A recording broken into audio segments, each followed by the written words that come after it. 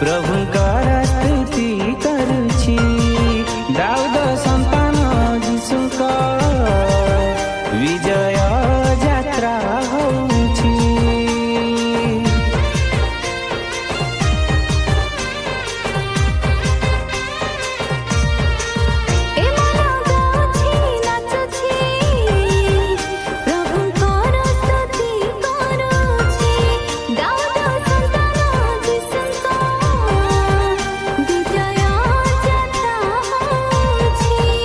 धन्यवाद धन्यवाद ए मन आजी कहुछि।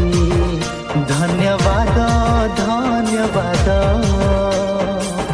ए मन कहुछि।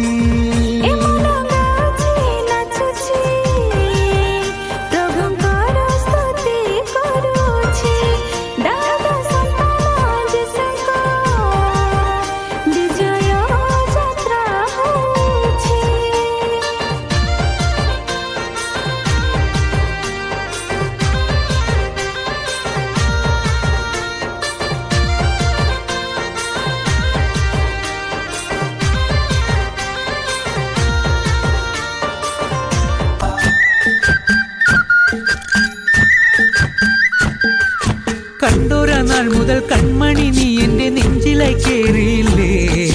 കണ്ടൊരു നാൾ മുതൽ കൺമണി നീ എൻ്റെ നെഞ്ചിലായി കേറിയില്ലേ. കാണും കിനാവില എന്നും വിരിയുമെൻ വെൺമേഘ പൂക്കളല്ലേ. പെണ്ണെ നീ എൻ്റെ സ്വന്തമല്ലേ.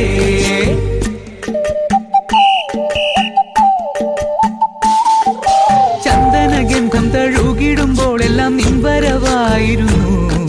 ചന്ദനഗന്ധം തഴുകിടുമ്പോഴെല്ലാം നിൻവരവായിരുന്നു. അന്നനട പോലടുക്കുന്ന നേരത്ത് കാർമുകിൽ പോയി മറഞ്ഞു. പെണ്ണ് നാണം കുണുങ്ങി നിന്നു.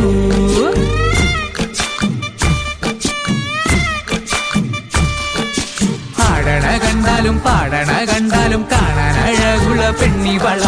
കാണുന്നവരെല്ലാരും കണ്ണു വെച്ചിടും കരിനീല കണ്ണുകളുള്ളവള. നല്ല കട്ടിച്ചുവപ്പുള്ള ചുണ്ടുകളാ.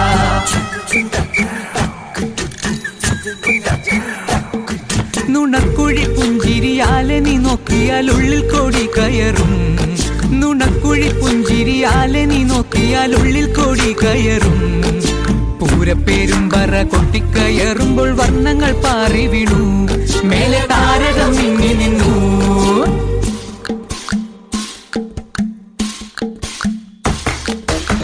തിലകക്കുറി നിൻ തിരുനെറ്റിയിൽ സിന്ദൂരമായി പടരും. തിലകക്കുറി നിൻ തിരുനെറ്റിയിൽ സിന്ദൂരമായി പടരും. ചൂടുള്ള ചുംബനം ചുണ്ടിലായി കിട്ടുന്ന നാളുകളെന്നു വരും. ആരാവുകളെന്നുണരും.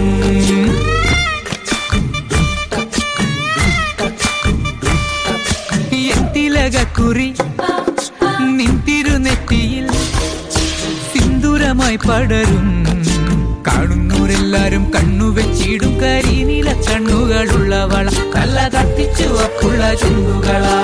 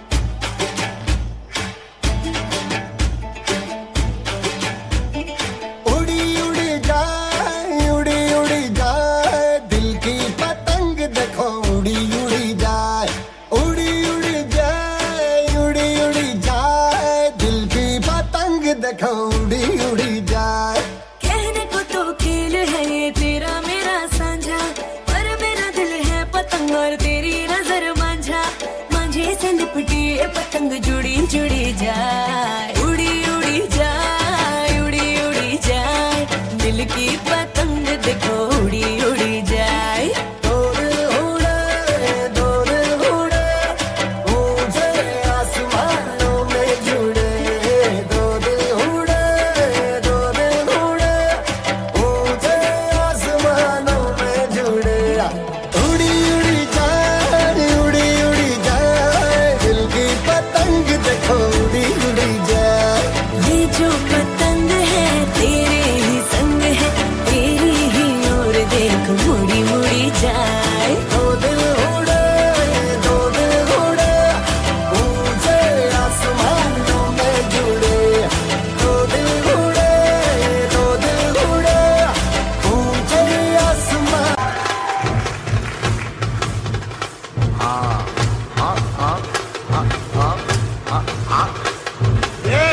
நடா இது சப்பா பீட்டு கொளுத்துக்கடா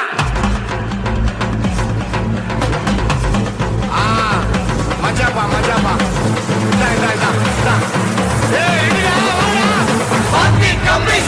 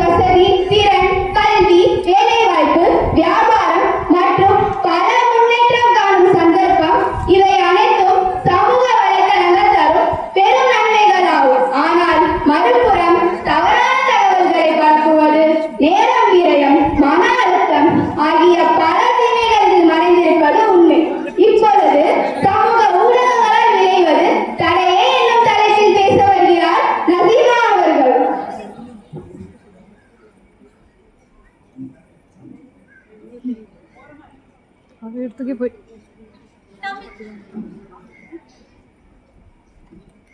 தமிழ் மொழி பற்றுட இங்கு கூடியிருக்கும் அனைவருக்கும் என் முதற்கண் வணக்கங்கள். சமூக ஊடகங்கள் தீமையை விளைவிக்கின்றன. அமைதியான இந்த சமூகத்தை எப்படி சின்னாபின்னமாக்குகிறது என்று பேச வந்துள்ளேன். 12 மணி ஆனால் பேய் வரும் என்று பயந்த காலம் போய் 12 மணி ஆனால் 1.5 GB நெட் அப்டேட் ஆகுது சந்தோஷப்படுற காலமா மாறிவிட்டது. 20 வருடத்திற்கு முன்பு வேலைக்கு காலையில் போனால் இரவு 7 மணிக்கு வேலையை முடித்து திரும்புவார்கள். ஆனால் இப்பொழுதோ work from home-இல் இரவு வேலை செய்து அவர்களது காலை எது இரவு எது என்று தெரியாமல் போய்விட்டது நடுவர் அவர்களே. அந்த காலத்தில் அம்மா குழந்தைகளுக்கு சாப்பாடு ஊட்ட வேண்டும் என்றால் வானத்தில் உள்ள நிலவை காட்டி ஊட்டி விடுவார்கள். ஏனெனில் குழந்தைகள் மேலே பார்த்து சாப்பிடும் பொழுது உணவு குழாய் விரிவடைந்து உணவு செரிமானமாகும் என்பதற்காகத்தான். ஆனால் இப்பொழுதோ போனில் உள்ள நிலவை காட்டி ஊட்டி விடுகிறார்கள். இதனால் குழந்தைகளுக்கு எப்படி உணவு குழாய் விரிவடைந்து எப்பொழுது செரிமானமாகும்? ஒரு வகுப்பில் ஆசிரியர் தன் மாணவனை பார்த்து கேட்கிறார், நீ வீட்டிற்கு சென்றதும் எந்த புத்தகத்தை எடுத்து படிப்பாய் என்று. அதற்கு அந்த மாணவன் கூறுகிறான், டீச்சர் நான் வீட்டுக்கு போனதும் பேஸ்புக் தான் படிப்பேன்னு சொல்றான். இதுல அந்த குழந்தைகள் சமூக வலைதளத்திற்கு எவ்வளவு அடிமையா இருக்காங்கன்னு சொல்லிட்டு எதிர்நிலைகளுக்கு புரிந்து கொள்ள முடியவில்லையா? எத்தனை பெற்றோருக்கு தெரியும் தன் குழந்தை இணையத்தில் வயதுக்கு மீறிய விஷயங்களை பார்த்து சீரழிந்து கொண்டிருக்கிறார்கள் என்று? எத்தனை பெற்றோருக்கு தெரியும் தனது அலைபேசியில் பேரண்டல் கண்ட்ரோல் பட்டனை ஆன் செய்தால் தவறான விஷயங்களில் இருந்து தன் குழந்தை பாதுகாக்கப்படுவான் என்று? முன்பெல்லாம் விசேஷம் பண்டிகை என்றால் விருந்துகள் சமைத்து பக்கத்து வீடு சொந்தம் தெரிந்தவர்கள் என எல்லோருக்கும் கொடுத்து மகிழ்ந்தனர். ஆனால் இப்பொழுதோ சமைத்த உணவை போட்டோ எடுத்து ஸ்டேட்டஸில் வைக்கிறார்கள். இதனால் மனிதர்களுக்கு இடையேயான உறவு முறை குறைந்து அப்படி தானும் செய்து ஸ்டேட்டஸ் போட வேண்டும் என்று போட்டி போட்டுக் கொண்டிருக்கிறார்கள். அதிகம் பெண்கள் ஸ்டேட்டஸ் போடும் வழக்கத்திற்கு அதிகம் உள்ளதை உங்களால் மறுக்க முடியுமா? செல்ஃபி ஸ்டோரி என தன் முகத்தை மறைத்து அடுத்தவர்களிடம் லைக் அல்ல வேண்டும் என நினைப்பது தாழ்வு மனப்பான்மைக்குரியது என்று உளவியலாளர் கூறுவது இங்குள்ள எத்தனை பேருக்கு தெரியும்? 3 நாட்களுக்கு முன்பு ஒரு செய்தி, ஜொமேட்டோவில் ஆர்டர் செய்த நபர் சாப்பாட்டில் புழு உள்ளது என்று கன்சியூமர் கோர்ட்டில் வழக்கு தொடர்ந்தார். துரித உணவுகளில் சுவைக்காக சேர்க்கப்படும் நச்சுப் பொருட்கள் எவ்வளவு என்று தெரியவில்லை. மருத்துவர்கள் துரித உணவால் உண்டாகும் பல நோய்கள் குறித்து எச்சரிக்கின்றனர். குடல் புண், வயிற்றுப்புண், தொண்டை புண் என்பது எல்லோருக்கும் சாதாரணமாகிவிட்டது.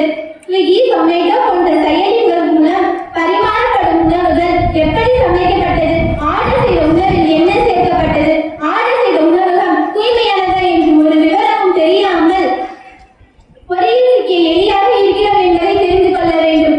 நேரத்தை பொன் என்று சொல்வார்கள், அதை நான் உயிர் என்கிறேன். ஏனென்றால் பொன்னை தவறவிட்டால் மறுபடியும் கிடைத்துவிடும், ஆனால் உயிரை தவறவிட்டால் மறுபடியும் கிடைக்காது. அதுபோல நேரத்தை ஊடகத்தில் செலவிடாமல் படிப்பில் கவனம் செலுத்த வேண்டும். இந்த வகையில் நன்மை தராத இந்த சமூக ஊடகங்கள் தடையே என்று தீர்ப்பளிக்க வேண்டும் என்று கேட்டுக்கொண்டு விடைபெறுகிறேன். நன்றி, வணக்கம். அடேங்கப்பா, சமூக ஊடகங்களால இவ்வளவு தீமையா?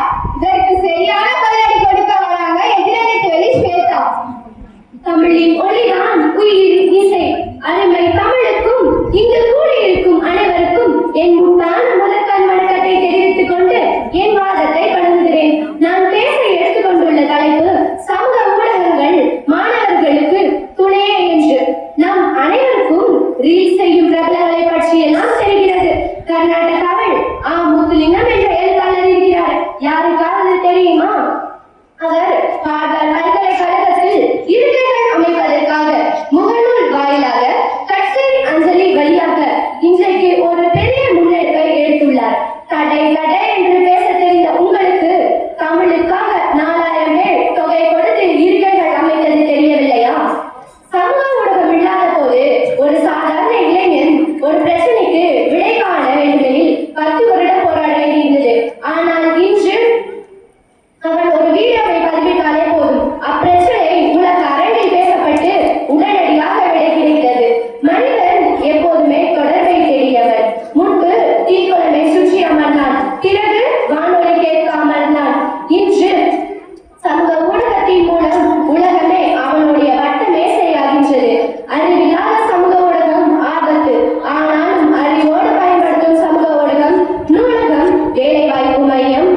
மற்றும் குரல் கொடுக்கும் மேடை ஆகிய மூன்றையும் சேர்த்தே தருகிறது.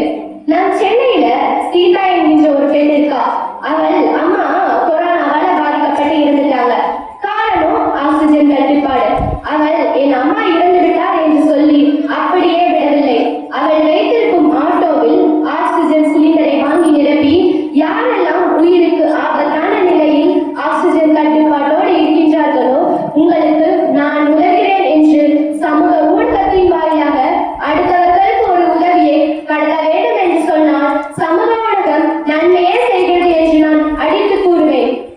முன்பெல்லாம் ஒரு கடிதம் அனுப்பினா அடுத்தவரை சென்றடைய ஒரு வாரம் ஆகும். ஆனால் இன்று வானத்தில் பறந்தாலும் சரி, கடலில் மிதந்தாலும் சரி சேட்டிலைட் உதவியுடன் வாட்ஸ்அப் உடனடி தொடர்பு கொள்ள வாட்ஸ்அப் உதவுகிறது. குடும்பங்களை கட்டமைக்க கட்டுக்கோப்பாக வைத்திருக்க வாட்ஸ்அப் உதவுகிறது. உயிரை கண்ணில் பசை விட்டுக் கொண்டிருக்கும் தேகபலமற்ற நம்முடைய முதியவர்கள் கம்பெனிகள் வேலைக்கு சென்றவுடன் தனிமையில் இருக்கும் அவர்களை சந்தோஷப்படுத்துவது சமூக ஊடகங்கள் தான். பல மைல் தொலைவில் வேலை செய்யும் தம் பிள்ளைகள் மகன்களும் தம் பெற்றோர்கள் நல்ல சாப்பிடுகிறார்களா, தூங்குகிறார்களா என்று திரையின் மூலமாவது கண்டு ஆறுதல் அடைவது வாட்ஸ்அப் வீடியோ கால் மூலம் மட்டுமே. இப்படி நன்மை மட்டுமே செய்யும் சமூக ஊடகம் நன்மையே செய்யும், நன்மை மட்டுமே செய்யும் என்று கூறி விடைபெறுகிறேன். நன்றி, வணக்கம். நன்மை அணியை சேர்ந்த ஸ்வேதா கூறுவதும் சரிதான். உலகத்தில் ஏதோ ஒரு மூலையில் இருக்கும் நபர்கள் கூட இந்த இணையம் வாயிலாகத்தான் நமக்கு உதவி செய்கிறார்கள். இது ஒரு புறம் இருக்க, சமூக ஊடகங்களால் விளைவது தீமையே என பேச வருகிறார் சக்தி சரண்யா. இந்த இனிய திருநாளில் இங்கு கூடியிருக்கும் அனைவருக்கும் எனது முதற்கண் வணக்கங்கள். இணையதளத்தாலும் சமூக வலைத்தளத்தாலும் சமூகம் எந்த பாதையில் போகிறது என்று உங்களுக்கு தெரியுமா? இந்த 3 பேரும் சமூக வலைத்தளங்களால் மாணவர்களின் வளர்ச்சிக்கு துணையே துணை என்று பேச வந்திருக்கிறார்கள். ஆனா அவங்க என்னதான் துணைன்னு பேச வந்தாலும் நாங்க தடைந்தாங்க பேசுவோம். நடுவர் அவர்களே, முன்பெல்லாம் பொது தேர்வு வந்தால் மாணவர்கள் என்ன செய்வார்கள்? டென்ஷனோட படிச்ச புக்கையே திருப்பி படிப்பாங்க. ஆனா இன்றோ வீட்டுக்கு போய் புக் எடுத்து படிக்கிறாங்களோ இல்லையோ, இன்ஸ்டாகிராம்ல நல்லா ஸ்டோரி போடுறாங்க. அதுவும் என்னென்ன தெரியுமா நடுவரே? I am going to write the public எக்ஸாம்னு. இது தேவையா? அதுக்கப்புறம் அதுக்கு எத்தனை லைக்ஸ் வருதுன்னு வேற போய் பார்ப்பாங்க. ஆனா நம்ம மாணவர்களிடம் நாளைக்கு வரும் கொஸ்டின் பேப்பரை விட இன்ஸ்டால வரும் லைக்குக்கு தான் அவர்களுக்கு ஆர்வம் அதிகமாக இருக்கிறது. தற்காலத்தில் ஃபேஸ்புக் போய் இப்போது இன்ஸ்டாகிராம், டெண்டர், மெசேஜஸ், ஸ்னாப்சாட் என நீண்டு செல்லும் இந்த சமூக வலைத்தளங்கள் எப்படி நடுவரை மாணவர்களின் வளர்ச்சிக்கு துணையாக இருக்கும்? தடையாகத்தானே இருக்கும். பிறகு வாட்ஸ்அப் வரும். இப்ப எல்லாம் என்ன பண்றாங்க? நின்னா ஒரு செல்ஃபி, உட்கார்ந்தா ஒரு செல்ஃபி, ஏன் தூங்கினா கூட ஒரு செல்ஃபி எடுத்துக்கிறாங்க. பத்தாவதுக்கு ஸ்டேட்டஸ் வேற. ஆனா வாட்ஸ்அப் ஸ்டேட்டஸ் போட தெரிஞ்ச நமக்கு குடும்ப ஸ்டேட்டஸ் பார்க்க தெரிய மாட்டேங்குதே. ஒவ்வொரு மனிதருக்குள்ளும் சர்க்காரின் ரிதம் என்னும் 24 மணி நேர உயிரியல் கடிகாரம் ஒன்று உள்ளது. இது நம் தூக்கத்தை, விழிப்பை, ஹார்மோன் மற்றும் உயிரியல் செயல்பாடுகளை ஒருங்கிணைக்கிறது. தற்போது வேலை செய்யும் IT நபர்கள் பல மணி நேரம் வேலை செய்வதனால் வேலைப்பளு மற்றும் டார்கெட் அச்சீவ்மென்ட் என தொடர்ந்து வேலை செய்யும் போது பல மணி நேரம் கண் விழிப்பதனால் இந்த சர்க்காரின் ரிதமே பாதிக்கப்படுகிறது. ஒரு உண்மை சம்பவம் சொல்கிறேன். ஒரு கிராமத்தை சேர்ந்த ஒரு பொண்ணுக்கு டெல்லியை சேர்ந்த ஒரு பையன்கிட்ட இருந்து Facebookல ஃப்ரெண்ட் ரெக்வெஸ்ட் வருது. அந்த பொண்ணும் அதை ஏற்றுக்கொள்கிறார். இருவரும் மாறி மாறி பேசிக் கொள்கிறார்கள். நாளடைவில் அந்த பையன் அந்த பொண்ணை டெல்லிக்கு வர சொல்லி கேட்கிறான். அந்த பொண்ணும் அவனை நம்பி அங்கு போகிறார். ஆனால் அந்த பையனோ அங்கு தன்னுடைய 3 நண்பர்களுடன் சேர்ந்து அந்த பெண்ணின் வாழ்வை சின்னாபின்னமாக்கி சீரழிக்கிறார்கள். அந்த பெண்ணை ஒரு ரோட்ல போடுற குப்பை மாதிரி வீசி எறிஞ்சிட்டு போயிட்டாங்க. இன்னைக்கு அந்த பெண்ணின் வாழ்வு எந்த நிலைமையில் இருக்கிறது என்று உங்களுக்கு தெரியுமா? இப்படி பல பெண்களுடைய வாழ்வு அழிவதற்கு இன்றைய இளைஞர்கள் சமூக ஊடகங்களை தவறாக பயன்படுத்துவது தானே காரணம். நம்ம வீட்டுல நம்ம பெற்றோர்கள் தான் நமக்கு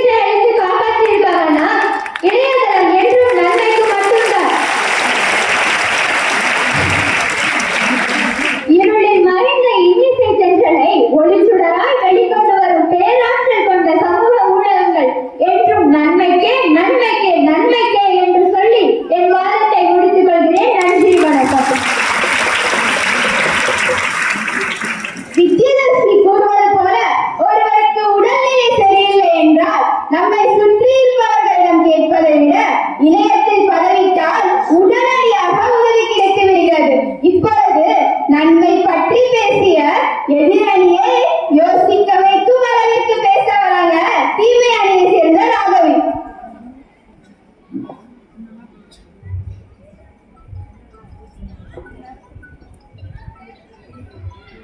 அனைவருக்கும் என்னுடைய பணிவான வணக்கத்தை தெரிவித்துக் கொண்டு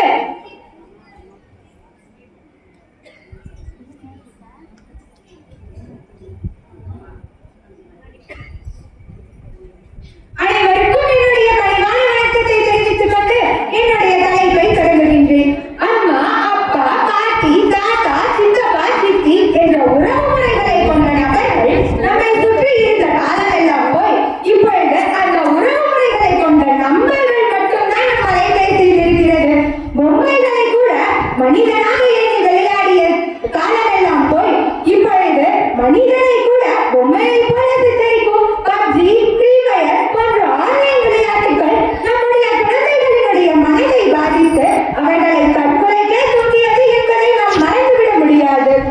ஆன்லைன் ரம்மி மூலம் கோடிக்கணக்கான பேர் தன்னுடைய பணத்தை இழந்தார்கள் என்பது நாம் அனைவரும் அறிந்ததுதானே. இதை வைத்து பார்க்கும்போது நடுவரே, இந்த சமூக ஊடகங்கள் தான் இவர்களுக்கு நன்மை தருகிறதா? ஒரு காலத்திற்கு அடிபட்டால் ஒட்டுமொத்த காவல்களும் அந்த இடத்தில் ஒன்று கூடும் அந்த காலத்தை காப்பாற்ற. ஒரு நாய்க்கு அடிபட்டால் ஒட்டுமொத்த நாயும் அந்த இடத்தில் ஒன்று கூடும். ஒரு மனிதனுக்கு அடிபட்டால் ஒட்டுமொத்த மனிதனும் ஒன்று கூடுகிறார். ஆனால் காப்பாற்றுவதற்கல்ல, போட்டோ வீடியோ எடுத்து இன்ஸ்டாகிராம், பேஸ்புக்னு அனுப்புவதற்கு. பெண்களுக்கு சம உரிமை அளிக்கப்பட்டதுன்னு சொல்ற இதே தேசத்துலதான் வாட்ஸ்அப் டிவியிலோ இன்ஸ்டாகிராம் ப்ரொஃபைலோ தன்னுடைய சொந்த முகத்தை வைக்க முடியாத அவல நிலை ஏற்பட்டிருக்கிறது. இப்படிப்பட்ட சமூக ஊடகங்கள் எந்த வகையிலும் நன்மையை தரவில்லை. இப்ப இருக்க குழந்தைகளா காலையில எந்திரிச்சு பல்ல தேய்க்கிறாங்களோ இல்லையோ, நல்லா செல்ல தேய்க்கிறாங்க. முன்னாடி எல்லாம் சொல்லுவாங்க, ஆடி போய் ஆவணி வந்தா என் பையன் காப்பா வந்துருவான். ஆனா இப்பதான் அந்த பையன் கையில இருக்க போன புள்ளி அடுப்புல போட்டா உடனே காப்புக்கு வந்துருவான். இது எதுவுமே அந்த பெற்றோர்களுக்கு தெரிவது இல்லை. எனக்கு முன்பு பேசிய தோழி குறிப்பிட்டார், பேப்பரை தயாரிப்பதற்காக மரத்தை எல்லாம் வெட்டுகிறார்கள், இதனால் சமூகம் பாதிப்படைகிறது என்று. இவர்கள் பயன்படுத்தக்கூடிய அலைபேசியிலிருந்து வரும் கதிர்வீச்சினால எத்தனையோ சிட்டுக்குருவிகள் உயிரிழந்திருக்கே. இது மட்டும் சமூகத்திற்கு நல்லதா? உன்னுடைய பெற்றோருக்கு தெரியாத எந்த ஒரு செயலையும் செய்ய உனக்கு அனுமதி இல்லை. ஆனால் உனக்கு பிடித்த எல்லாவற்றையும் செய்யலாம். ஏன் இப்படி சொல்கிறேன் என்றால், அப்படி பெற்றோருக்கு தெரியாமல் செய்யும் செயல்கள் அனைத்தும் தவறாகத்தான் இருக்கும். இங்க இருக்கக்கூடிய எத்தனையோ மாணவிகள் தன்னுடைய வீட்டுக்கே தெரியாம இன்ஸ்டாகிராம் பயன்படுத்துறாங்க. ஆமாங்க, இல்லை யாராவது சொல்ல முடியுமா? இப்படி பெற்றோருக்கு தெரியாம பயன்படுத்தக்கூடிய சமூக ஊடகங்கள் கண்டிப்பாக தீமையை மட்டும்தான் தருகிறது. யாருமே தெரியாதவங்க கூட ஃப்ரெண்டாக சொல்லி மணிக்கணக்கா பேசுறீங்கல்ல, ஒரு 10 நிமிஷம் உங்க குடும்பத்தோட உட்கார்ந்து செலவிட்டு இருக்கிறீங்களா? இன்ஸ்டாகிராம்ல இல்லாத அம்மாவுக்கு ஹாப்பி பர்த்டே அம்மான்னு ஸ்டோரி போடுவீங்க. அவங்களுக்கு எப்படி தெரியும்? எந்த ஆப்பை கண்டுபிடிச்சவங்களையும் விட்டுறலாம், ஆனா இந்த ஸ்னாப்சாட்டை கண்டுபிடிச்சவங்க மட்டும் விடவே முடியாது. போட்டோல பார்க்கறதுக்கு ஒரு மாதிரியும் நேர்ல பார்க்கறதுக்கு வேற ஒரு மாதிரியும் இருப்பாங்க. இப்படி தன்னுடைய உண்மைகளை மறைச்சு தன்னைத்தானே ஏமாத்திக்கிறதுக்கு மட்டும்தான் இந்த சமூக ஊடகங்கள் பயன்படுது. கண்ணியமாகவும் கட்டுப்பாடாகவும் வாழ வேண்டிய மக்கள் எல்லாம் சின்ன ஒரு மொபைல்னால, சின்ன ஒரு ஆசைனால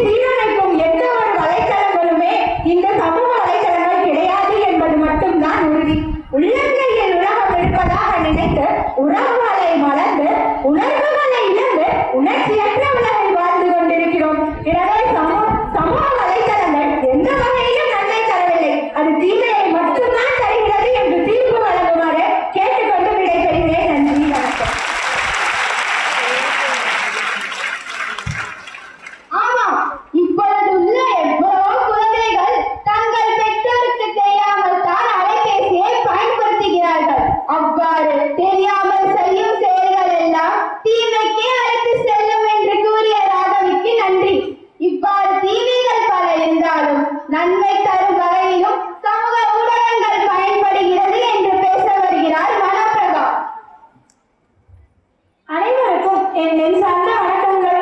சமூக ஊடகங்கள் நன்மையே தருகிறது, நன்மை மட்டுமே தருகிறது என அழுத்தமான என் கருத்தை பதிவு செய்யவே இங்கு வந்துள்ளேன். மொழி என்பது ஆன்றோருக்கும் உரியது, சான்றோருக்கும் உரியது. அப்படிப்பட்ட மொழியை அடிப்படையாக கொண்டு எனது உரையை தொடங்குகிறேன். இன்று இணையதளம் மூலம் ஒரு மொழி அல்ல, பல மொழிகளையும் நாம் விரும்பியபடி விளையாட்டு மூலம், உரையாடல் மூலம் என்று பல வடிவங்களில் நம்மால் கற்க முடிகிறது. தமிழில் உள்ள மொழியை எந்த மொழியை வேண்டுமானாலும் மாற்றிக்கொள்ள முடியும் என உங்களுக்கு தெரியுமா?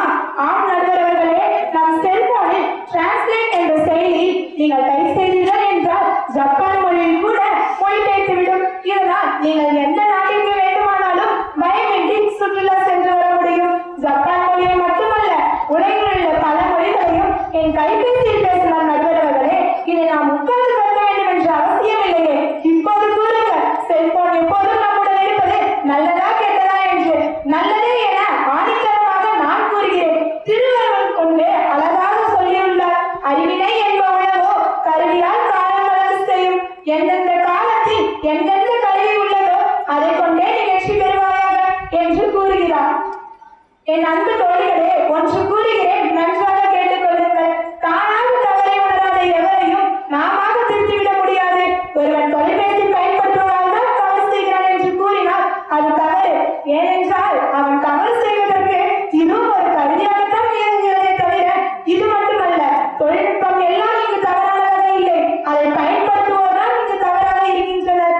நடுவர்களே, கல்வியின் குணம் ஒன்று தலை சிறந்தது. அது என்னவென்று தெரியுமா? கூர்மையான பார்வை. ஆம் மாணவிகளே, நாம் ஒவ்வொருவரின் சிந்தனையும் பார்வையும் கல்வியின் குணம் போல கூர்மையாகத்தான் இருக்க வேண்டும். இவர்கள் எல்லாம் சமூக ஊடகங்கள் தவறு அப்படின்னு சொல்றாங்க. ஆனால் அது தவறு இல்லைன்னு நான் 100% கூறுகிறேன். அறிவு என்பது குட்டை போல் இருக்கக்கூடாது, கடல் போல இருக்க வேண்டும். அப்படிப்பட்ட அறிவை வளர்ப்பதற்கே சமூக ஊடகங்கள் உதவுகிறது. இன்றும் பழைய காலத்தை பற்றி பேசிக் கொண்டிருந்தால் நம்மால் எப்படி உயர முடியும்? நம் எதிரணி தோழி கூறுகிறார், ஸ்விக்கி சொமேட்டோ தான் எல்லாரும் ஆர்டர் செய்யறாங்க. 10 மணி நேரத்துக்கு மேல் கஷ்டப்பட்டு வேலை செய்யும் நம் பெண்களுக்கு 10 நிமிடத்தில் ஒரு தாயை போல உணவு பரிமாறுகிறது ஸ்விக்கி சொமேட்டோ போன்ற செயலிகள். இது என்ன கஷ்டம் என் எதிரணியினருக்கு? நடுவர்களே, நேற்று நசீமாவே ஸ்விக்கியில் தான் பிரியாணி ஆர்டர் செய்ததாக என்னிடம் கூறினார். இது எப்படி அவருக்கு தவறாக தோன்றும்? மாணவிகளே, உங்களிடம் ஒரு கேள்வி கேட்கிறேன். இங்கிருக்கும் எத்தனை பேருக்கு நீச்சல் அடிக்க தெரியும்? கை தூக்குங்க. நீச்சல் அடிக்க தெரியும்? சரி, ஒரு 100 பேருக்கு தெரிஞ்சிருக்கு. இன்னொரு ஒரு கேள்வி, இங்கிருக்கும் எத்தனை பேருக்கு சைக்கிள் ஓட்ட தெரியும்? கை தூக்குங்க. அடையாளமா கொஞ்சம் எண்ணிக்கை அதிகமாக தான் இருக்கு. இறுதியாக ஒன்று கேட்கிறேன், இங்கிருக்கும் எத்தனை பேருக்கு மொபைல் யூஸ் பண்ண தெரியும்? என்ன பொருள், எந்த பள்ளிக்கூடம் உங்களுக்கு இதை கற்றுக் கொடுத்தது? நமக்கு எது தேவை என்று கருதுகிறோமோ அதை நாமே முயற்சி கற்றுக்கொள்ளும் ஆற்றலை இறைவன் நம் மூளைக்கு வைத்துள்ளார். எனவே சொல்கிறேன், தொழில்நுட்பம் தேவை என்பதை இந்த மாவட்டம் உலகிற்கு உழைத்திருக்கின்றது என்பதை. சக்திசாலியை பற்றி கேட்கிறேன், டெல்லிக்கு கூப்பிட்டது அவன் தவறா இல்ல சென்ற பெண்ணின் தவறா? தொழில்நுட்பம் என்பது ஜன்னல் மாதிரி, வீட்டிற்கு ஏன் ஜன்னல் வைக்கிறோம்? வெளிச்சம் உள்ளே வரும் என்பதற்காகத்தானே. அதுபோலதான் தொழில்நுட்பமும் கல்விப்பொறியும் நமது வாழ்வில் உலகத்தை பார்ப்பதற்காக திறந்து வைக்கப்பட்ட ஜன்னல். அந்த ஜன்னலை ஒருபோதும் சாத்திவிடாதீர்கள். தொலைபேசியை தொலைபேசியால் எண்ணாது, தொலைநோக்கு பார்வையோடு தொலைத்தொடர்பு சாதனமாக மட்டுமே பயன்படுத்தினால் தொலைவான வெற்றியும் உங்களுடன் தொடர்ந்தே வரும் என்று கூறி விடைபெறுகிறேன். நன்றி, வணக்கம்.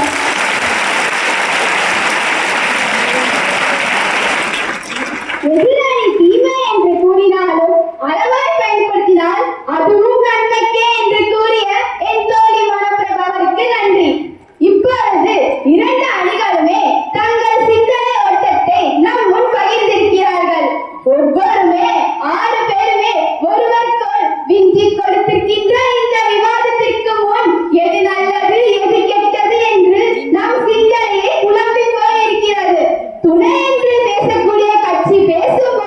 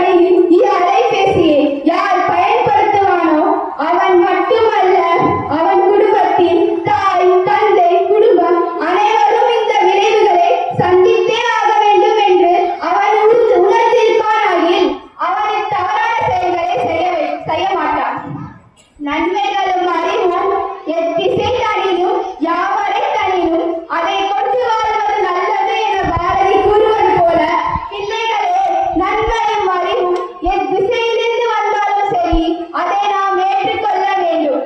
நல்லது நல்லது உனக்கு இந்த கருவினால் வருவது என்றால், நன்மையான உலகிற்கு இந்த கருவி உன்னை இட்டு செல்கின்றது என்றால் இந்த கருவி உனக்கு நன்மையே. இதை தீங்கு என்று நான் சொல்ல மாட்டேன். அதே இக்கருவி தொழில்நுட்பம் உனக்கு கேடு விளைவித்தது என்றால் அதை அணைத்து விடுவதும் நெஞ்சத்தை விட்டு தூக்கி எரிந்து விடுவதும் நல்லது. தொழில்நுட்பத்தால் ஆன இக்கருவியை நம்மால் தூக்கி எறிய முடியாது. அப்படி தூக்கி எறிய வேண்டும் என்றால் கத்தி கூட அபாயம்தான். கத்தினால் பழத்தையும் வெட்ட முடியும், கழுத்தையும் மறுக்க முடியும். அதை பயன்படுத்துபவன் கைகளில் தான் உள்ளது.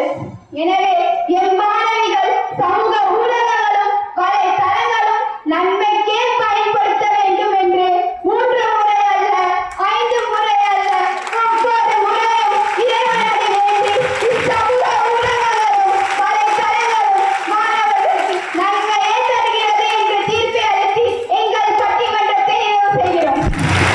புகழி அவர்களோடு கற்றுக் கொடுத்து இந்த தமிழ் கொண்டு ஈடில்லா கல்வி அளித்து உண்மை உலகிற்கு ஊக்கம் தந்து எண்ணத்தை சீரமைத்து ஏற்றம் தரும் ஏணியாக ஐயத்தை அகற்றி ஒழுக்கத்தை வளர்த்து ஓய்வின்றி ஒழிவது அவ்வை வழி நின்றவர்கள் அவ்வே எங்கள் ஆசிரியர்கள் என்று ஆண் முதல் 10 வரை உங்களை பாராட்டி இனிய ஆசிரியர் நல்வாழ்த்துக்களை கூறி விடைபெறுகிறோம். நன்றி, வணக்கம்.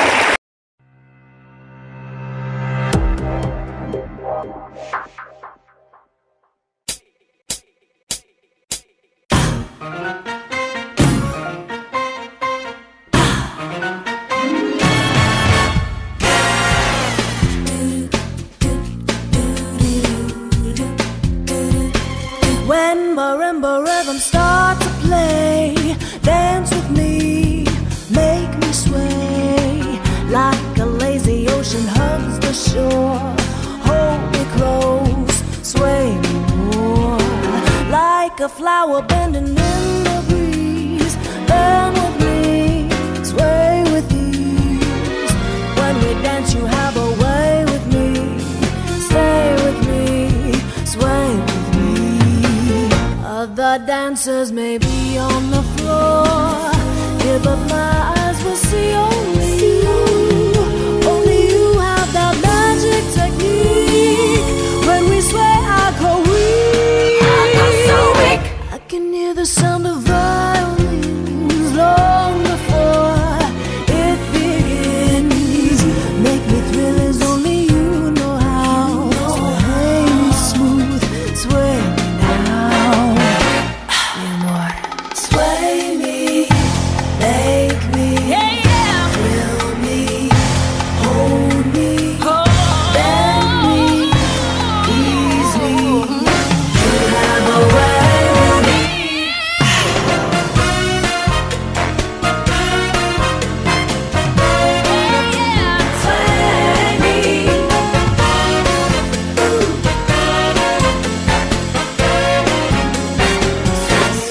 Sway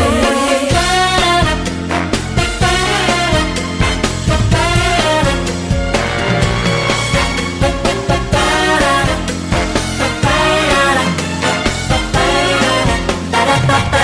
Other dancers may be on the floor, yeah, but my eyes will see only you. Only you have that magic technique. When we sway, I go weak. I go weak. I can hear the sound of violins long before it begins. Make me feel as only you know how. Sway me smooth, sway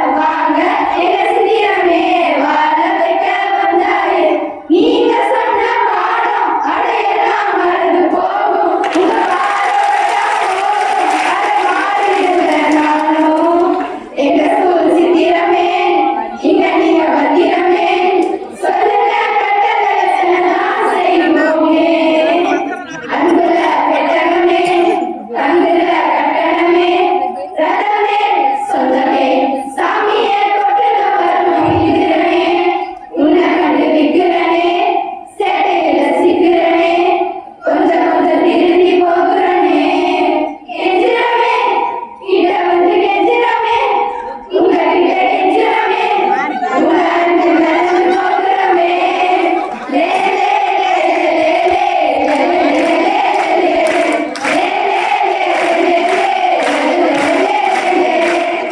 madam Sumathi அவர்களை பற்றி ஒரு சில வார்த்தைகள் உங்களோடு பகிர்ந்து கொள்ள விரும்புகிறேன்.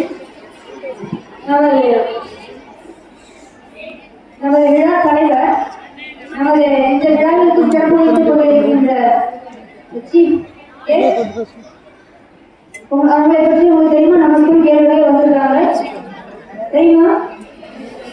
Okay, 38 ஆண்டுகள் இந்த எஜுகேஷனல் டிபார்ட்மெண்ட் சர்வீஸ் பணியில் வந்து சிறப்பு அனுபவம் பெற்றவர். 38 ஆண்டுகள் 38 ஆண்டுகள்ல 19 ஆண்டுகள் பிடி இங்கிலீஷ் அந்த சயின்ஸ் டீச்சரா ஒர்க் பண்ணிருக்காங்க. அதன் பிறகு 9 ஆண்டுகள் ஹைஸ்கூல் ஹெச்எம்மா ஒர்க் பண்ணிருக்காங்க. 3 ஆண்டுகள் நமது சேலம் மாவட்டத்தில் சேலம் மண்ணில் டிஸ்ட்ரிக்ட் எஜுகேஷனல் ஆஃபீஸரா ஒர்க் பண்ணிருக்காங்க. 3 ஆண்டுகள் டிஆர்டி எஜுகேஷன் டிபார்ட்மெண்ட்ல டெப்டி டைரக்டரா 5 months ஒர்க் பண்ணிருக்காங்க. அதன் பிறகு சிஓ கோயம்புத்தூர் டிஸ்ட்ரிக்ட்ல சிஓவாக முதன்மை கல்வி அலுவலராக 4 மாதங்கள் ஒர்க் பண்ணிருக்காங்க. அதன் பிறகு கரூர் டிஸ்ட்ரிக்ட்ல முதன்மை கல்வி அலுவலராக 10 மாதங்கள் ஒர்க் பண்ணிருக்காங்க. எல்லாமே சேர்த்து பார்த்தா 38 ஆண்டுகள் இந்த கல்வி பணியில் தன்னை அர்ப்பணித்துக் கொண்ட அறிவாளி தியாகி அவர்களை இந்த நேரத்தில் நாம் வாழ்த்துவோம், பாராட்டுவோம். அதோடு மட்டுமல்ல பெஸ்ட் டீச்சர் அவார்ட் 2003 வாங்கியிருக்காங்க. அதே போல பெஸ்ட் ஹெச்எம் அவார்டும் வாங்கியிருக்காங்க. 2016 பெஸ்ட் ஹெச்எம் அவார்டும் வாங்கியிருக்காங்க. நல்ல இந்த அனுபவங்கள் எல்லாமே அவங்க எப்படி ஆக்கிச்சு அப்படின்னா அதனால ஒரு மோட்டிவேஷனல் ஸ்பீக்கரா, போயட்டா, குட் சிங்கரா, ரைட்டரா மாற்றி இருக்கு. இந்த 38 ஆண்டு அனுபவங்கள் அவர்களை மாற்றி இருக்கின்றது. அப்படிப்பட்டவர்கள் இந்த நமது ஆசிரியர் தின விழாவுக்கு தலைமை வைத்துக் கொண்டிருப்போம் நமது பெருமை. அவர்கள் இந்த நேரத்தில் உரையாற்றுவார்கள். அதே போல நமது தந்தை அவர்களும்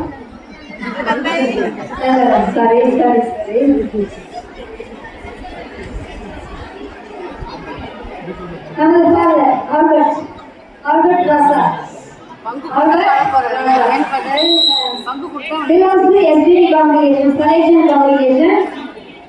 இப்ப கரண்டா அட்மினிஸ்ட்ரேட்டரா ஒர்க் பண்ணிட்டு இருக்காங்க. அவங்களுடைய கலெக்ஷன் இதன் முன்னால மதுரையில ஃபாதர் சொன்ன போல ஐடி அந்த டிபார்ட்மெண்ட்ல பிரின்சிபலா இருந்து ஒர்க் பண்ணியிருக்கிறாங்க. இளம் உள்ளவங்களை நன்கறிந்து அவங்களை மோட்டிவேட் பண்றதுல அவர் தன்னையே ஒப்படைத்துக் கொண்டு மிக அருமையாக செயல்பட்டுக் கொண்டிருக்கின்றார். அப்படிப்பட்ட ஃபாதர் அவர்கள் இன்று நமது விழாவுக்கு கலந்து கொண்டு நமது மகிழை ரெட்டிப்பாக வந்திருக்கின்ற அவர்களை இந்த நேரத்தில் வாழ்த்தி பாராட்டி அவருக்கு எல்லா பேராலும் நன்றி தெரிவித்துக் கொள்கிறேன்.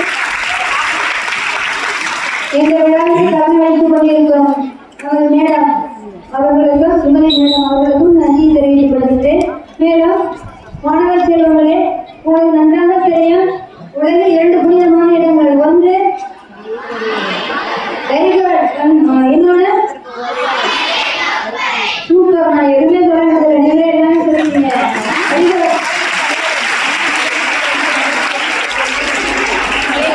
அப்படிப்பட்ட ஆசிரியர் ஒன்று தாய் முதல்வரை, இன்னொன்று ஆசிரியர் பள்ளியில வகுப்பறை. தாயின் கருவறையில உயிர் உருவாடுகின்றது, உயிர் நம்மளுடைய உடல் வளர்ச்சியும். இந்த வகுப்பறையில ஆசிரியர் என்ன செய்யறாங்க? அறிவை மட்டுமல்ல பண்பை ஊட்டுகிறார்கள். முழு ஆளுமை வளர்ச்சி, உங்களுடைய முழு ஆளுமை வளர்ச்சி வகுப்பறையில் ஆசிரியரால் உருவாகிறது. உங்களுடைய உரிமையான எதிர்காலத்திற்கு தன்னை அர்ப்பணித்துக் கொண்டு நாடு மணி பொழுது வனவுமாக இரவுகள் பாராது உங்களுடைய லெவலுக்கு வந்து அப்படியே குச்சி எடுத்து போனதும் அந்த காலம். இப்போதான் குச்சியே இல்லாம அன்பாலே உங்க மனசை வளர்க்கிறது இந்த காலம். அந்த வேலையை தான் நம்ம ஆசிரியர் பெருமக்கள் செய்து கொண்டிருக்கிறார்கள். எனவே இந்த நேரத்தில் உங்கள் அனைவரும் பேராக ஆசிரியர் தின வாழ்த்துக்களை உங்கள் ஏற்கனவே யோசிச்சு உங்கள் தேடி கொடுத்துருக்காங்க. மேல கை தூக்கி கை தட்டி வாழ்த்து சொல்லி அதே போல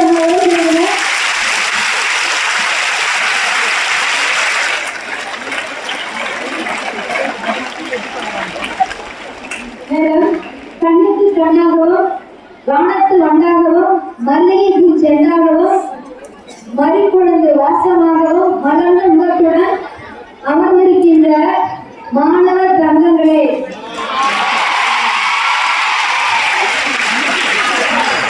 உங்களால் இந்த விழா பெருமையாக்க கொண்டிருக்கின்றது. குறிப்பாக 12ஆம் வகுப்பு மாணவர் செல்வங்களால் இந்த ப்ரோக்ராம் ரொம்ப அதிவேகத்தில் ரொம்ப சிறப்பாக நடைபெற்றுக் கொண்டிருக்கின்றது. அந்த 12ஆம் வகுப்பு ஆசிரியர்களாலும் 12ஆம் வகுப்பு மாணவர் செல்வங்கள் எடுத்த முயற்சியால் இன்றைய விழா சிறப்பாக நடைபெற்றுக் கொண்டிருக்கின்றது.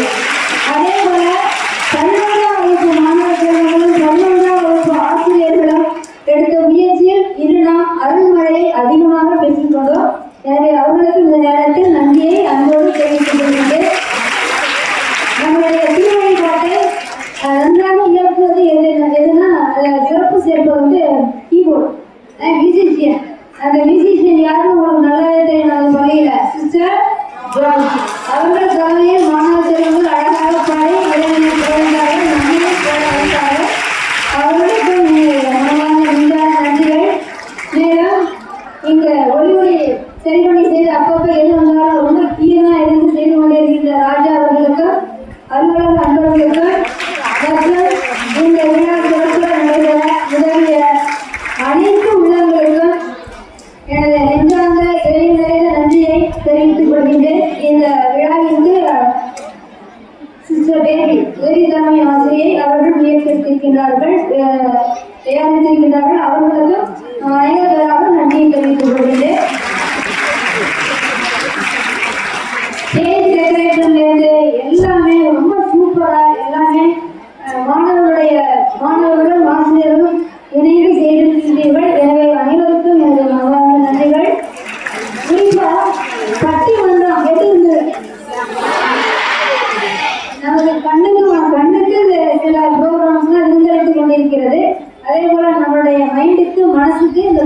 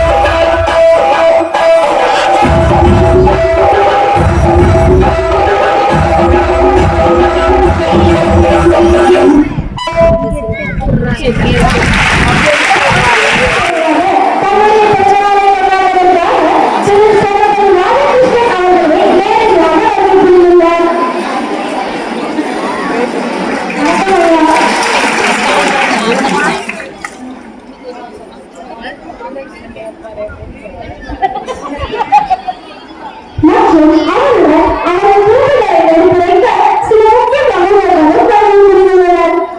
டாக்டர் ராதாகிருஷ்ணன் அவர்களின் முதல் தத்துவவியல் பேராசிரியர் professor Alfred George Hart.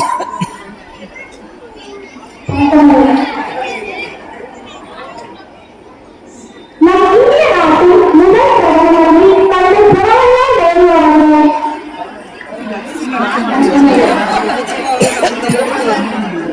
England நாட்டின் மகாராணி குயின் எலிசபெத்.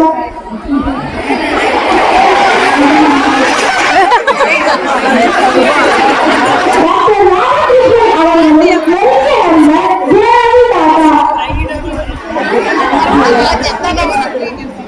பிரிட்டன் நாட்டின் அரசர் கிங் ஜார்ஜ் பவுண்ட்.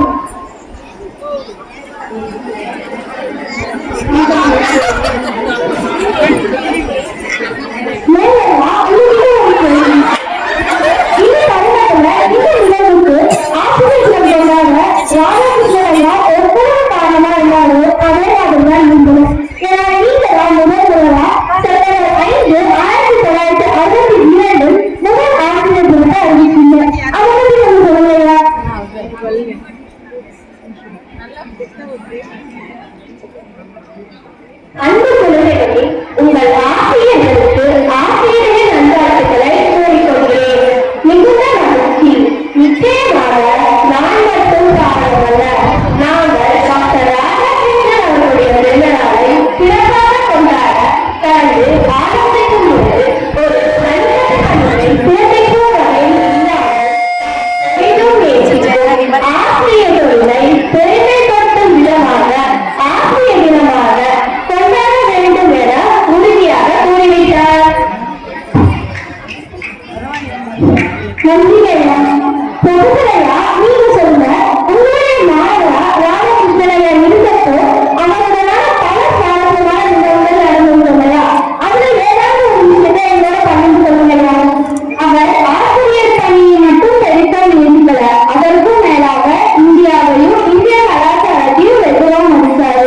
அவரோட முதல் ஆய்வு கட்டுரையில வேதங்கள் ஒரு மனிதனின் ஒழுக்கவியலுக்கு எவ்வாறு துணை போகுது அப்படிங்கிறத கட்டுரையாக சமர்ப்பித்தார். நன்றி ஐயா. வணக்கம் அம்மா. நீங்க உலக அளவுல பிரசித்தி பெற்ற மகாராணி. தான் எழுத்தாளர்களான ஒரு ராதாகிருஷ்ணன் ஐயாவை நேரடியா வழியிடத்துக்கே சென்று வரவழைச்சீங்க. அந்த நிகழ்வை பத்தி கொஞ்சம் சொல்லுங்கம்மா. அந்த குமார்தான் டாக்டர் ராதாகிருஷ்ணன் அவர்கள் மிக பெரிய தத்துவஞானியாகவும் சர்வதேசமாகவும் இருப்பதால் மட்டும் நமக்கு அவர்களை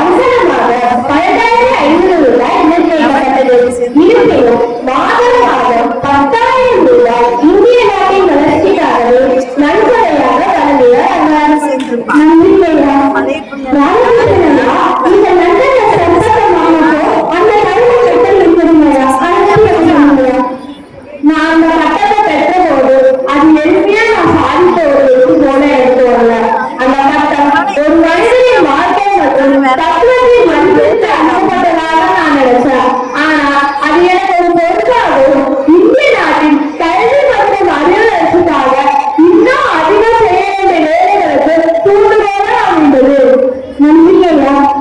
டாக்டர் ராதாகிருஷ்ணன் அவர்களுக்கு சம்பளம் கிடைச்சதுக்கு நிறைய காரணங்கள் இருக்கு. அந்த முக்கியமான காரணமா நீங்க எதை நினைக்கிறீங்கன்னு உங்களோட பகிர்ந்து கொள்ளுங்கய்யா. ராதாகிருஷ்ணன் அவர்களுக்கு சார் என்ற பட்டம் வழங்கப்பட்டது. அவர் கல்வி மற்றும் தத்துவத்துறை இந்தியா மற்றும் உலக அளவில் செய்த சிறந்த பங்களிப்புக்கு அவர் பல ஆண்டுகளாக இந்தியாவில் கல்வி வளர்ச்சிக்கு குறிப்பாக பல்கலைக்கழகங்கள் மற்றும் தத்துவ சிந்தனையில் பெரும் பங்கு வகித்தார். அவர் இந்தியாவில் மட்டுமல்ல பன்னாட்டு நுட்பமான ஒரு அறிவாளி என்று நாங்கள் கருதினோம். நன்றிங்கய்யா. ஜெயந்தியா, ஒரு பொது தலைவராக நீங்க ஒரு தத்துவ வல்லுநராக ராதாகிருஷ்ணன் ஐயாவை எப்படி நட்பு பாராட்டுங்க? அதை பத்தி கொஞ்சம் சொல்லுங்கய்யா. நாங்கள் இருவரும் புதிய இந்தியாவில் பிறந்தவர். நாங்கள் இருவருமே இந்தியாவை வளர்ச்சி பாதைக்கு கொண்டு செல்ல ஆசைப்பட்டோம். நாம் தொழிற்சியாக ஒரு வல்லுநராக பிறந்தாலும் நாட்டின் வளர்ச்சிக்கு உகந்த கருத்துக்களை வளர்த்தெடுப்பதில் அவரும் சொல்லியிருந்தார். 80 வயதுக்கு மேலேயும் மிகவும் சுறுசுறுப்பாக இருந்தவர். அவருடன் ஒரு நல்ல நட்புறவு ஏற்படும் வாய்ப்பு கிடைத்ததற்கு நான் மிகவும் பெருமைப்படுகிறேன். நன்றிங்கய்யா. டாக்டர் ராதாகிருஷ்ணனை பற்றி இத்தனை சுவாரஸ்யமான தகவல்களை எங்களோடு பகிர்ந்து கொண்ட உங்கள் அனைவருக்கும் என் நெஞ்சார்ந்த நன்றிகளும் வணக்கங்களும். வணக்கம் ஐயா. வணக்கம் ஐயா. இந்திய நாட்டின் முதல் குடிமகனாக இருந்தவர். உங்களுக்கு தெரிந்த எவ்வளவோ தொழில்கள் இருந்தும் எப்படி ஆசிரியர் பணியை பெருமை வாய்ந்ததாக நினைச்சீங்க?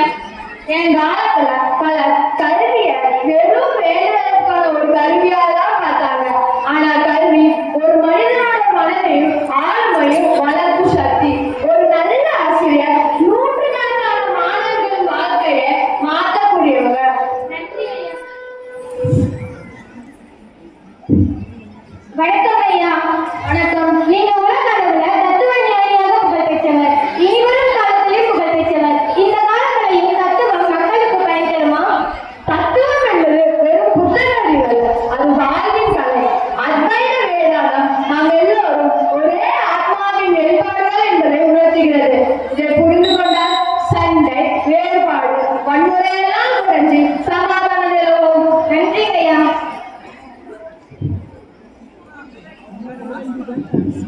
வணக்கம் ஐயா. வணக்கம் ஐயா. உங்களோட லண்டன் பயணத்துல எதை பெருமையா நினைக்கிறீங்க?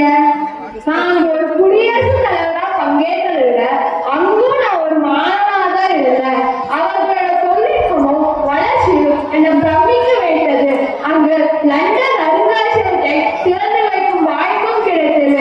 அங்கு இந்தியர்களுடைய பாரம்பரியமிக்க அறிவுகள் காட்சிப்படுத்தப்பட்டது. நன்றி ஐயா. நன்றி. மாணவிகளின் கேள்விகளுக்கு மிக பொறுமையாக பதிலளித்த உங்களுக்கு மிக்க நன்றி ஐயா. உங்களுடைய பொன்னான நேரத்தை உங்களுக்கு பயனுள்ளதாக்கிய உங்களுக்கு நன்றிகளும் வணக்கங்களும். நன்றி.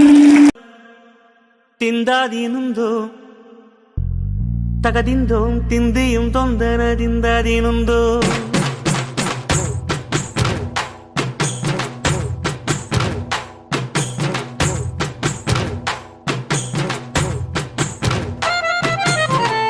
ಅತ್ತಿಂದೋಂ ತಿಂದಿಯುಂ ತೊಂದನದಿಂದಾದೀನುಂದು ತಗದಿಂದೋಂ ತಿಂದಿಯುಂ ತೊಂದನದಿಂದಾದೀನುಂದು ஆடாத ஜவ்வாது மலாடிடும் பொம்மி ஆண்டவன தாலாட்டும் இசை கேளடி பொம்மி எம் பாட்டு வந்தார மனந்துள்ளிடும் பொம்மி அவன் பாட்டு இல்லாத இடம் எங்கடி பொம்மி முக்கண்ணு முத்தாக தந்த பாட்டு படிச்சேன் பாட்டிலே பல கோடி நெஞ்ச நானும் பிடிச்சேன் அத்திந்தோம் திந்தியும் தொந்தனதிந்தாதீனுந்தோம் தகதிந்தோம் திந்தியும் தொந்தனதிந்தாதீனுந்தோம் திந்தாதீனுந்தோம் திந்தாதீனுந்தோம்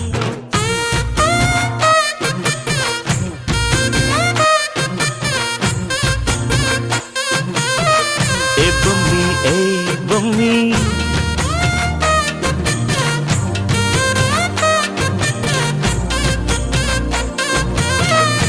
பொம்மி பொம்மி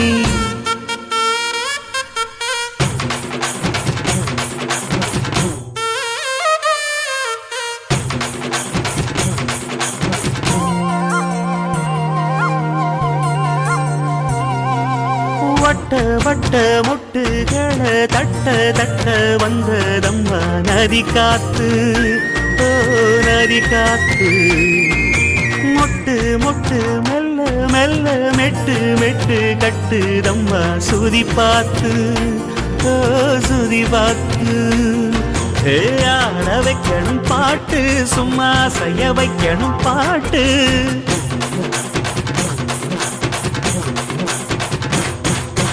கேட்க வைக்கணும் பாட்டு நல்லா கேரங்க வைக்கணும் பாட்டு இந்த பாட்டு சத்தம் கேட்டு சுத்தும் பூமி எப்போதும் அத்திந்தோம் திந்தியும் தொந்தனதிந்தாதீனுந்தோம் தகதிந்தோம் திந்தியும் தொந்தனதிந்தாதீனுந்தோம்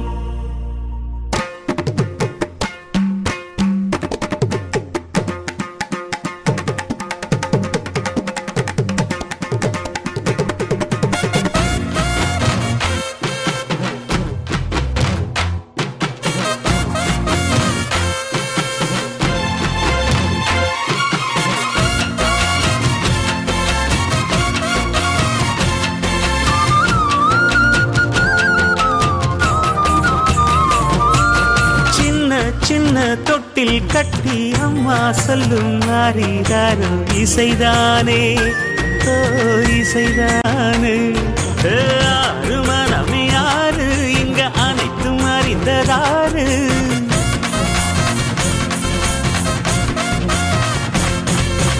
அறிவை திறந்து பாரு அதில் இல்லாதத சேரு ஆடையெல்லாம் தெரிஞ்ச எல்லாம் அறிஞ்சாலே இல்லையம்மா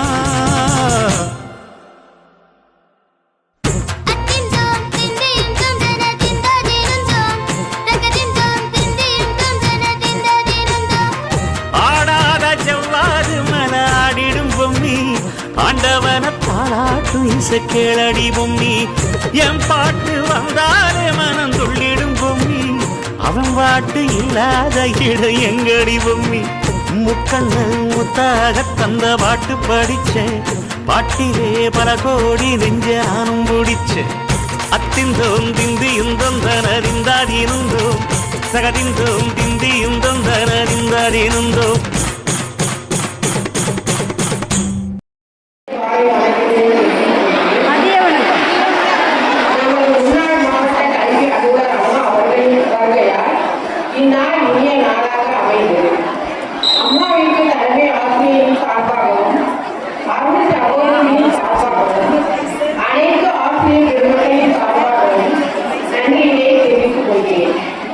மிகவும் சிறப்பாக இன்று விருப்பை நிறைவேற்றி நமக்காக வேண்டிக் கொண்ட நமது அருள் தந்தை அவர்களுக்கும் எங்கள் ஆசிரியர்களின் சார்பாக வணக்கத்தையும் நன்றியையும் தாழ்மையோடு தெரிவித்துக் கொள்கிறேன்.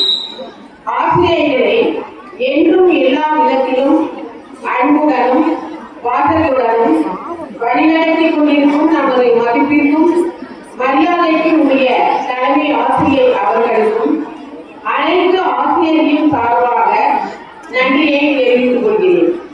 வானவியின் மன்னர்கள் போல் எங்களை மகிழ்வித்த அன்பு மாணவிகள் ஒவ்வொருவருக்கும் முதலில் எங்களது வாழ்த்துக்கள். பாடி மகிழ்வது ஆடி அசத்துவது என பன்முக திறன்களை இன்று சிறப்பாக வெளிப்படுத்திய நம் மாணவிகளுக்கும் நன்றிகள் பல. இந்நாளை நம் மகிழ்விற்காக சிறப்பித்த நம் மாணவிகளுக்கும் அவர்களை வழிநடத்திய ஆசிரியர்களுக்கும் எனது நன்றியினையும் மகிழ்ச்சியினையும் தெரிவித்துக் கொள்கிறேன். நன்றி, வணக்கம்.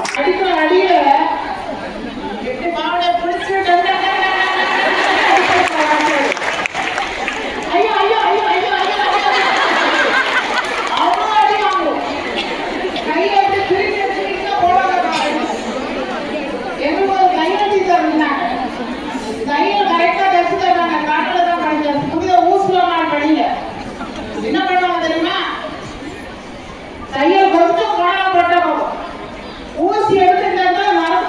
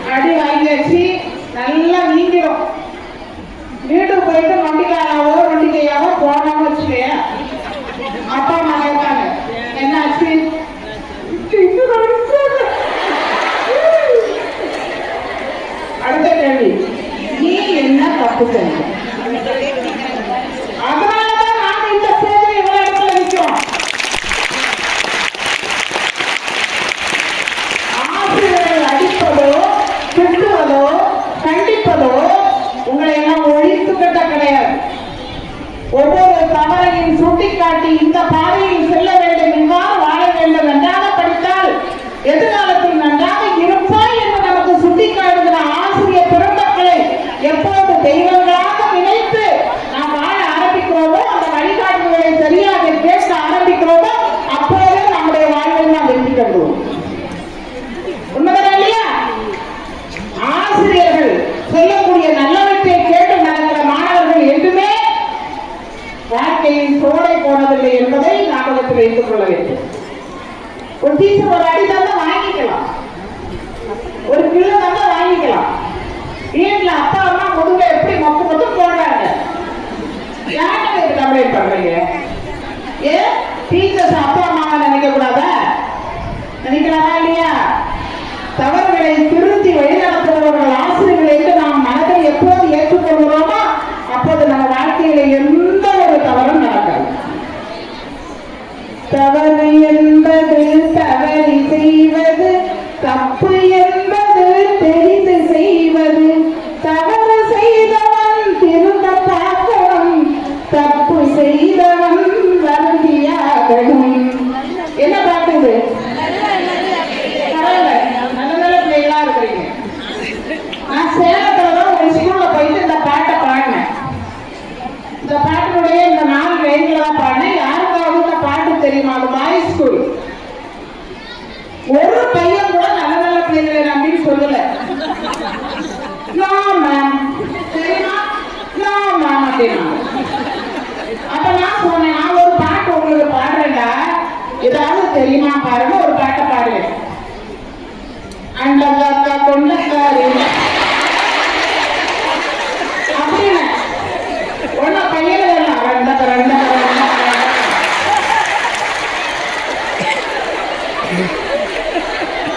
எதெல்லாம் தேவையில்லையோ அதையெல்லாம் மண்டையில் இழுத்து போட்டுக்கிட்டு விக்கி இருக்கக்கூடாது. தேவையானவற்றை மட்டும் நாம் கேட்க ஆரம்பித்து தேவையானவற்றை மட்டும் பேசி வாழ்ந்தோம் என்றால் வாழ்க்கையானது எப்படி இருக்கும்? சுத்தமானதாக இருக்கும். இந்த ஆசிரியர்கள் இங்க வந்ததுல எனக்கு ரொம்ப சந்தோஷம். ஒவ்வொரு ப்ரோக்ராம் அச்சேஷன் அப்படி ஒத்தமுட்டா இருந்துச்சு. இந்த குழந்தைகள் ஒரு பெரிய கைத்தட்டல் கொடுத்தாங்க. அதற்கு பயிற்சி கொடுத்த ஆசிரியர்களுக்கு சேர்த்த கைத்தட்டல் வழங்கலாம். இந்த பட்டிமன்றம், நடனங்கள், வெஸ்டர்ன் டான்ஸ், எவ்ரிதிங் எல்லாமே அப்படி முக்கியமாக இருக்கு. இந்த பட்டிமன்றத்தை பார்த்தீங்கன்னா அவர் சொன்ன செய்திகள் எல்லாம் நல்லா இருந்துச்சுல்ல? ஆமா நல்லா இருந்துச்சு. அந்த மொபைலை வச்சுட்டு கையில வச்சுட்டு என்ன பண்ணிட்டு இருப்போம்? நல்லதை மட்டும்தான் கேட்போம்மா. நாங்கெல்லாம் நல்ல பிள்ளைங்க அப்படின்னா ஆமா நாங்க எதுவுமே தப்பா செய்ய மாட்டோம். அப்படித்தானே கண்ணு? ஏன்னா நம்ம டீச்சர்ஸ் எல்லாம் எப்படி பண்ணுவாங்க? நல்லது மட்டுமே சொல்லி தரோம். அதனால நாங்கெல்லாம் தப்பெல்லாம் செய்ய மாட்டோம். ஆனா மொபைலை பார்த்துட்டே இருப்போம். ஆனா தப்பு செய்ய மாட்டோம். லைட் ஆஃப் பண்ணா ஒரு பிள்ளை புக்கு இப்படி வச்சிருக்கான். நல்லா சீரியஸா படிச்சுட்டு இருக்கிறான். அம்மா வந்து கேட்கறாங்க, என்னம்மா பண்ற? எக்ஸாமுக்கு படிச்சுட்டு இருக்கேம்மா. அம்மா டக்குனு லைட் ஆஃப் பண்ணிட்டாங்க. அம்மாவுக்கு தெரியும் மகன் படிச்சுட்டு வெளிச்சமா இருக்குதுயா.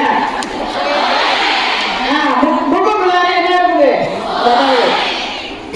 அந்த பட்டிமன்றத்துல சொன்ன மாதிரி மொபைல் வந்து நமக்கு சாபம் அல்ல, முழுமையான வரமும் அல்ல. அதுல சாபமும் வரமும் கலந்ததுதான் மொபைல். ஒண்ணுதானே? எத்தனையோ நன்மைகள் மொபைல் போன் மூலமாக நமக்கு இருந்தாலும் நிறைய சாபங்கள் அதன் மூலம் இருக்கிறது. அதுல இருக்கக்கூடிய தீயவற்றை எல்லாம் விட்டுவிட்டு நல்லவற்றை நாம் பின்பற்றினோம் என்றால் வாழ்க்கை எப்படி இருக்கும்? நல்லா இருக்கும். அப்படித்தானே இல்லையா? அப்படித்தானே கண்டுபிடிக்கல? ஏதோ பாயிண்ட் சொல்றது இங்க எல்லாம் டான்ஸ் எல்லாம் ஆடும்போது கை தட்டுறீங்களா? கை தட்டுங்களா?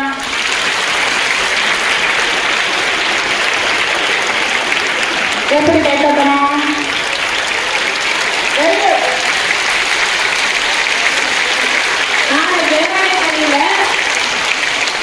அம்மா பழைய தலைமையாசிரியர் இருக்கும்போது கை தட்டும் முறையை சொல்லி அப்படின்றாங்க. நன்றி நன்றி. எல்லாருமே எப்படி கேட்கணும்? சாமி கும்பிடுற மாதிரி கேட்கணும்.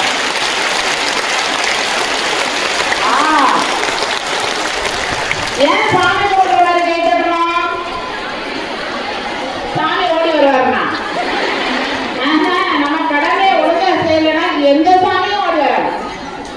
நம்ம கரெக்டா இருந்தா கரெக்டா செயல்களை செய்யும் போது அந்த தெய்வத்துணை நமக்கு இருக்கும். தப்பான வழியில போகும்போது தெய்வத்துணை இருக்குமா? எதை செய்தாலும் என்ன செய்ய வேண்டும்? சிந்தித்து செயல்பட வேண்டும். எதை கேட்க வேண்டுமோ அதை கேட்க வேண்டும். எதை பேச வேண்டுமோ அதை பேச வேண்டும். எதை பார்க்க வேண்டுமோ அதை பார்க்க வேண்டும். எதை கேட்க வேண்டுமோ அதை மட்டுமே கேட்க வேண்டும். சரியா? எங்க பார்த்தா நம்ம குரங்கு பொம்மை வச்சிருப்பாங்க. ஒண்ணு எப்படி வாயை பொத்திருக்கோம், பொத்திருக்கோம், ஒண்ணு கண்ணை பொத்திருக்கோம். நடுவுல ஒரு குரங்கு உட்கார்ந்துருக்கு. அந்த குரங்குக்கு 2 காலையும் ஆப்பு, கையில மொபைல் வச்சுட்டு உட்காந்து. அப்ப மொபைல யூஸ் பண்ணக்கூடிய எல்லா குரங்குகளும் நல்ல குரங்கா கெட்ட குரங்கா எப்படி முடிவு பண்றது? நல்லவற்றையெல்லாம் பார்த்து நல்ல வழி போன நல்ல குரங்கு. ஏன்னா குரங்கில் இருந்துதான் மனிதன் தோன்றினான். இந்த லிசார்ட் பாத்தீங்களா, சுவரில் இருக்குல்ல தண்ணி, கல்லிட கல்லி லிசார்ட அந்த பள்ளிகள் எல்லாம் சேர்ந்து ஒரு மீட்டிங் போட்டுச்சான். என்ன பண்ணுச்சு? அந்த மீட்டிங்ல என்ன முடிவாச்சா, ஒரு பெரிய கோபுரம். அந்த கோபுரத்துக்கு மேல நாம எல்லாம் ஏறணும். சரியா? யார் முதல்ல போறாங்களோ அவங்களுக்கு பெஸ்ட் ரிசார்ட் அவார்டு கொடுக்கலாம். என்ன ரிசார்டு? பெஸ்ட் ரிசார்ட் அப்படின்னு சொன்னோன்னே எல்லா பள்ளிகளும் வேகமா சுவர்ல ஏற ஆரம்பிச்சுப்பான். அப்ப நடுவுல ஒரு வழி சொல்லிச்சான், ஏண்டி போட்டுல இப்படி ஏறிட்டே இருக்கிறீங்களே, இப்ப மூச்சு வாங்குதே, கால் பாகம் கூட இன்னும் ஏறல, எப்படி அவ்வளவு தூரம் ஏறுறதுன்னு ஒரு லிசார்டு சொல்லிச்சான். உடனே இன்னொரு லிசார்டு சொல்லிச்சான், அப்படி தாண்டி எனக்கு கை நேரம் வடவடன்னு வருது, அப்படியே கடப்பாகுது, என்ன பண்ணலாம்னு இன்னொரு லிசார்டு சொல்லிச்சான். எல்லாமே அப்படியே நடுவில் டிராப் ஆயிடுச்சு, கீழே வந்துச்சு. ஒரே ஒரு லிசார்டு மட்டும் வேகமா மேல போய் உச்சி ஏறிச்சு. அப்ப இந்த லிசார்டு கீழே இருக்கிற லிசார்டெல்லாம் பேசிட்டான், பத்தியா பத்தியா நாம எவ்வளவு சொல்ல போறேன் கேட்காம அப்படியே வேகமா ஏறி மேல போயிட்டா பத்தியா அப்படின்னு கேட்டவன். இன்னொரு லிசார்டு சொல்லிச்சான், என் தோழி கேக்குறியா, அவனுக்கு காது கேட்காது, உன்னால ஏற முடியாது ஏற முடியாது என்று சொன்ன சத்தம் அவன் காதுகளில் விழவில்லை, அதனாலதான் மேல போனான். எப்போது பிறருடைய விமர்சனங்களை நம் காதில் கேட்க ஆரம்பிக்கிறோமா, நீ சரியில்லை, உன்னுடைய வேலை சரியில்லை, நீ ஒழுங்கா படிக்க மாட்ட அப்படி என்று அப்பா அம்மா பேசினாலும் சரி, சுற்றங்கள் பேசினாலும் சரி, உறவினர்கள் பேசினாலும் சரி, ஆசிரியர்கள் பேசினாலும் சரி, உன்னுடைய மனதில் எதை காதில் எடுத்துக்கொள்ள வேண்டுமோ அதை மட்டும் எடுத்துக்கணும். உன்னை அறிந்து கொள்ள வேண்டும். உன்னை அறிந்து கொள்ளனா என்ன அப்படின்னா என்ன? உனக்குள்ள இருக்கக்கூடிய திறமையை முதல்ல நீ தெரிஞ்சுக்கணும். என்னால் முடியும், நான் சாதித்து காட்டுவேன் என்ற எண்ணம் யாரிடம் இருந்ததோ அவங்க வாழ்க்கையில் தோற்றது. உன்னை அறிந்தால் நீ உன்னை அறிந்தால் உலகத்தில் போராடலாம், உயர்ந்தாலும் தாழ்ந்தாலும் தலை வணங்காமல் நீ வாழலாம். கேட்டுக்கிறீங்களா? உன்னை அறிந்தல்னா என்ன? நமக்கு இருக்கக்கூடிய திறமைகளை நாம் புரிந்து கொண்டு எந்த தடைகள் வந்தாலும் அந்த தடைகள் எல்லாம் தாண்டி நாம் சொல்வோமானால் நம்முடைய வாழ்க்கையிலே ஒரு உன்னதமான இடத்தை நம்மால் அடைய முடியும். எல்லாராலும் எல்லாம் முடியும். அப்படிதானே?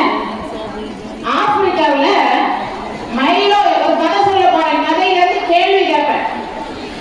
யாரும் கேட்டு பதில் சொல்லலையோ அவங்கள ஸ்டேஜில் பிடிச்சு விட்டுறாங்க. ஆப்பிரிக்காவில் மைலோ என்கிற ஒரு இளைஞன் இருந்தானா. என்ன இளைஞன்? இளைஞனோட பேர் என்ன? இந்த மைலோ என்கிற இளைஞன் என்ன பண்ணுவானா, ஒரு பெரிய பாலைய முதுகுல சுமந்து தெரியும். அவரை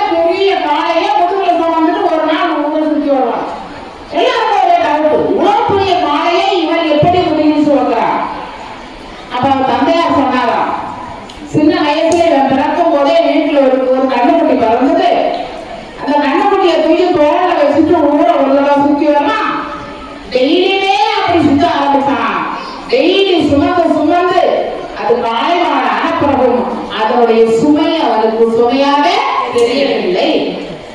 எதையுமே இனிமையாக எடுக்க கற்றுக்கொள்ள வேண்டும். என்னால் முடியும் என்ற எண்ணம் இருந்தால் கண்டிப்பாக நம்மால் சாதிக்க முடியும். சோதனைகளை எல்லாம் வெல்லக்கூடிய ஒரு தைரியத்தை நாம் வளர்ந்து கொண்டோம் என்றால் எந்த வேதனையும் நமக்கு கிடையாது.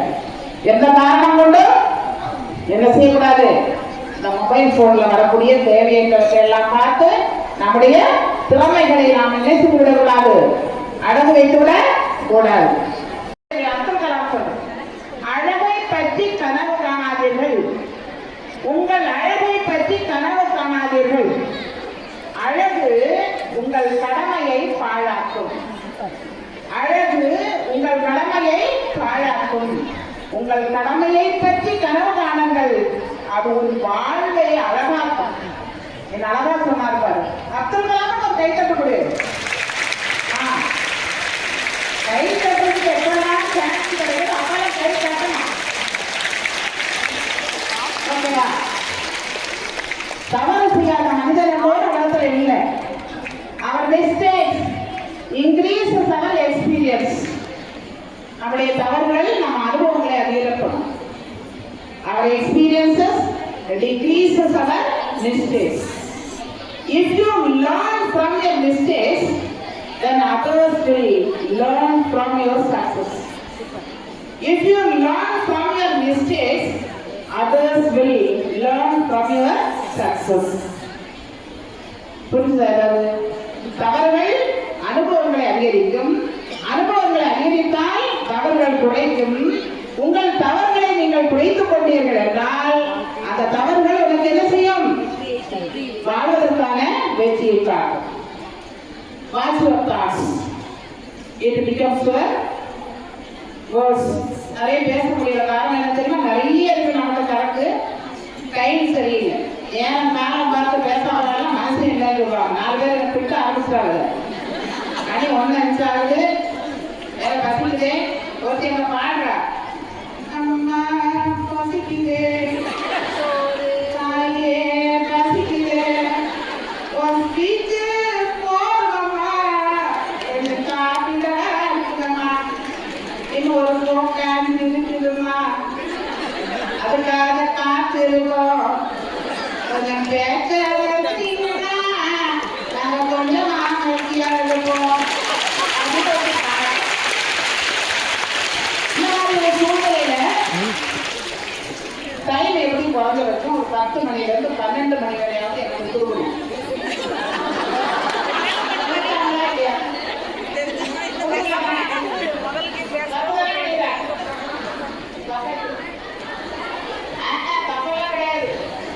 என்கிட்ட மைக்கு கொடுத்தா கடைசி 1 மணிக்கு கொடுத்து கொஞ்சம் அப்படியே தாஜா பண்ணிடலாம்னு பார்த்து லைன் லைன் பண்ணி கொடுத்துருக்குறேன். ஓகே, சும்மா விளையாட்டு சொன்னேன். ரொம்ப சந்தோஷமா இருக்கு. இந்த ஆசிரியர் தினம் என்பது ஆசிரியர்களை கொண்டாடுகிற தினம். ஆசிரியர்கள் நம் நாட்டினுடைய எதிர்காலத்தில் நிர்ணயிக்கக்கூடியவர்கள். எங்கெல்லாம் ஆசிரியர்கள் நல்ல ஆசிரியர்கள் நமக்கு வந்து அமைகிறார்களோ அங்கிருந்து நாம் நல்ல முத்துக்களாக வெளியே செல்கிறோம், ஜொலிக்கிறோம் என்பதை மறந்து விடக்கூடாது. ஏராளி பள்ளியில படிக்கிறதுக்கு உங்க அப்பா அம்மா கொண்டு வந்து இந்த ஸ்கூல்ல சேர்க்கறதுக்கு நீங்க கோடி கோடி நன்றி சொல்பவர்களாக இருக்க வேண்டும். ஏனென்றால் உங்க வாழ்க்கையை பலவிதத்திலும் வழிகாட்டி உங்களுடைய செயல்பாடுகளை சீர்திருத்தி நீங்கள் நன்றாக வாழ வேண்டும் என்று உங்களுக்கு கல்வி கற்றுக் கொடுத்து பொறுமையோடும் அமைதியோடும் நாட்டுப்பற்றுடைய குழந்தைகளாக உங்களை வளர்த்தி தந்த ஆசிரியர் பெருமக்களுக்கு ஜெயராணியின் உன்னதமான மகாராணிக்கும் கூடவே வழிபடுகின்ற பிரின்சஸ் இளவரசிகளுக்கும் அனைவருக்கும் கல்வித்துறையின் சார்பிலே என்னுடைய நன்றியை கூறி இந்த மகத்தான வாய்ப்புக்கு நன்றி கூறி விடைபெறுகிறேன். நன்றி, வணக்கம்.